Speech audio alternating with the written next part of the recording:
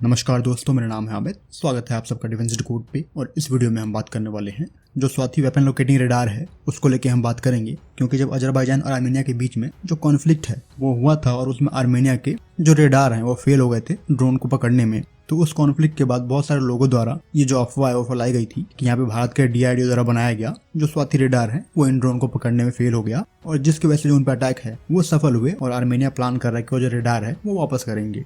तो इस तरह की जो खबरें हैं वो काफ़ी फैलाई गई थी जो हमारे नेबर्स हैं उनके द्वारा। बेसिकली जो यहाँ पे मिस्टेक है वो उनकी भी नहीं है। ANI ने रॉन्गली रिपोर्ट किया था कि जो वेपन की डिलीवरी है वो स्टार्ट कर दी गई है, जबकि नियमित तौर पे नवंबर के अराउंड जो वेपन की डिलीवरी है वो होनी थी। और कोविड की कंडीशन को देखते हुए ये जो डिलीवरी है वो जनवरी में की जा रही है। तकरीबन 4 के नंबर में जो रेडार हैं वो डिलीवर किए गए हैं अभी 22 जनवरी को। और उसका जो एक फुटेज है वो सामने आया है। किसी एयरपोर्ट ऑफिशियल ने उसका जो फुटेज है वो बनाया था जिसको उन्होंने अपलोड किया था सोशल मीडिया पे। सो यहाँ पे कहने का अर्थ ये है कि जो स्वाति रेडार है वो अब जाकर डिलीवर किए जा रहे हैं। इनको प्रिक्योर करने के लिए जो डील है वो जून जुलाई के अराउंड में साइन की गई थी, जहाँ पे DRDO और BEL ने एक कम्पिटिटिव टेंडर में रशियन सिस्टम को बीट करके ये जो कॉन्ट्रैक्ट है वो जीता था। और वैसे भी मुझे नहीं लगता कि अगर स्वाति रेडार का जो एंगल है वो सही रहता है तो वो किसी ड्रोन को ना पकड़ पाए, क्योंकि यहाँ पे ये जो रेडार है वो स्पेशली बनाया गया है जो भी आपके स्मॉल टारगेट हैं, फास्ट मूविंग टारगेट जैसे कि रॉकेट हो गया, आर्टिलरी शेल हो गए या फिर कोई और वेपन हो गया, तो उन सभी वेपन को लोकेट करने में ये सक्षम है। तो उसके कंपैरिजन जो ड्रोन है वो एक बड़ा टारगेट होना चाहिए और उसको लेकर जो डिटेक्शन है वो हो जाना चाहिए, बशर्ते कि यहाँ पे जो एंगल का प्लेसमेंट है और लाइन ऑफ साइट है, ऑल्टीट्यूड है, वो सभी आपके रेंज में होंगी तो पकड़े जाएंगे। स्वाति रेडार की बात करते हो तो यहाँ पे आर्टिलरी शेल के लिए जो इसकी रेंज है वो मिनिमम रेंज 2 किलोमीटर की है, मैक्सिमम 30 किलोमीटर की है। रॉकेट के लिए जो रेंज है वो मिनिमम 4 किलोमीटर की है और मैक्सिमम 40 किलोमीटर की है। और मोटार्स के लिए जो रेंज है वो मिनिमम 2 किलोमीटर की है और मैक्सिमम 20 किलोमीटर की है।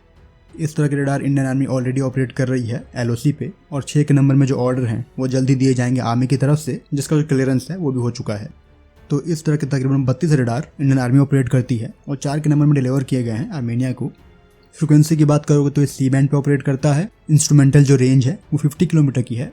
वेपन की जो लोकेशन है, इन 99 लोकेशन को सेव कर सकता है कि कहाँ से जो आपके एनिमी है वो फायर कर रहे हैं। ऑपरेशनल ऑल्टीट्यूड की बात करोगे तो 5 किलोमीटर ऑल्टीट्यूड पे भी ये ऑपरेट होने में सफल है। सो आर्मेनिया के लिए जो कैपेबिलिटी बूस्ट है वो ये करने जा रहा है, जहाँ पे जो इनका डिप्लॉयमेंट एक्शन टाइम है वो 20 मिनट से भी कम का है। होपफुली जो भी पर्सनल है आर्मेनिया के वो इस पर ट्रेन कर दिए गए हैं और वो लोग इस प्लेटफॉर्म का पूरा लाभ उठा सकें। अब हम बात करते हैं HAL द्वारा बनाया गया LCH को लेके, जहाँ पे हम सभी जानते हैं कि HAL अपने पैसे इन्वेस्ट करके जो LSP है उसका उन्होंने प्रोडक्शन स्टार्ट कर दिया था। तो यहाँ पे LCH को लेके ऐसी इन्फॉर्मेशन है कि तकरीबन 3 के नंबर में जो LCH है यानी कि लाइट कॉम्बैट हेलीकॉप्टर वो डिलीवर करने जा रहे हैं मार्च से पहले। मतलब ये जो 3 की डिलीवरी हो रही है मार्च से पहले ये HAL के पैसे इन्वेस्ट करके बनाया गया यूनिट है। मतलब अभी भी कोई भी जो ऑर्डर है वो दिया नहीं गया है, लेकिन जो डिलीवरी है वो स्टार्ट कर दी गई है। तो कहीं ना कहीं आप इसको देखते हो तो पुअर वे ऑफ ट्रेड है। एक तरफ आप फॉरेन सामान को खरीदने के लिए जो पैसे हैं वो एडवांस में पे कर रहे हो और दूसरी तरफ इंडिजिनस प्रोडक्ट को खरीदने के लिए आपके पास अभी करंट में कोई एलोकेशन नहीं है। क्योंकि दूसरे केसों में जो भी आपके इमरजेंसी बजट होते हैं आप उनको इन्वेस्ट करके जो फॉरेन के वेपन है वो प्रोक्योर कर रहे हो, तो इसको आप ट्रेड का अच्छा माध्यम नहीं कहोगे। एटलीस्ट आपको 15 के जो ऑर्डर हैं LSP के वो देने चाहिए थे। होपफुली एयर इंडिया पे जो डील है वो साइन कर ली जाएगी और एक बार जो डील है वो साइन होती है, जो फाइनेंस है वो ग्रांट होते हैं, तो कहीं ना कहीं LCH को इक्विप करके कम्प्लीटली इक्विप करके, चाहे वो उसके फायर पावर को लेके हो, ATGM को लेके हो या फिर जो भी आपके IADS सिस्टम है यानी कि डिफेंसिव काउंटर मेजर सिस्टम उनके इंटीग्रेशन को लेके हो, तो ऐसे कुछ जो सिस्टम है वो आपके प्रोटोटाइप वेरिएंट पे लिमिटेड नंबर में है। इन सबको इन्हांस किया जाना है। जो आपके प्रोडक्शन मॉडल होंगे उनमें हम सभी जानते हैं कि जो HAL का TD वेरिएंट है वो ऑलरेडी IAF के साथ ऑपरेशनल है LAC पे, जिसको HAL ने IAF को दिया हुआ है ऑपरेशनल रखने के लिए। मतलब उस टाइम पे IAF इस तरह के प्लेटफॉर्म को लेके जो ज़रूरत है वो महसूस कर रही थी, तो उसी को लेके HAL ने जो 2 यूनिट हैं वो दिए थे।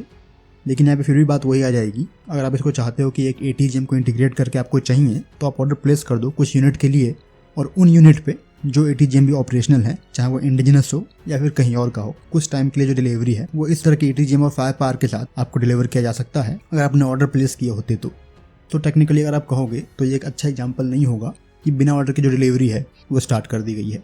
फिलहाल अभी यहाँ पे जो आर्म्ड फोर्सेस है उनके लिए अच्छी खबर है कि 3 जो LCH हैं वो मार्च से पहले डिलीवर किए जाएंगे।